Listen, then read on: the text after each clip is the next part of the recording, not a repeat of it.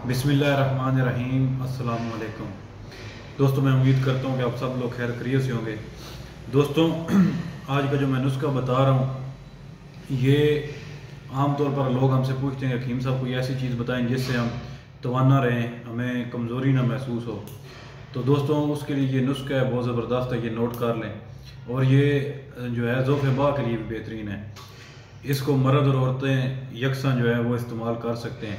दोस्तों, करना इस तरह कि आपने ले लेना है नारियल, उसको मुकशर कर लें, छुहारा ले लें, उसको मुकशर कर लें, किशमिश ले लें, मगज़ अखरोट ले लें और चीनी। ये सारी चीज़ें हम वज़न लेकर इनको बारीक सफ़ूफ बना लें।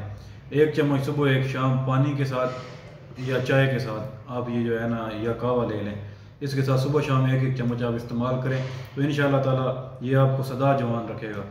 तो जो शुगर के मरीज़ हैं वो भी इस्तेमाल कर सकते हैं, वो चीनी ना डालें। तो इंशाअल्लाह ताला फिर नई वीडियो के साथ हाज़िर होऊंगा। खुदा हाफिज़।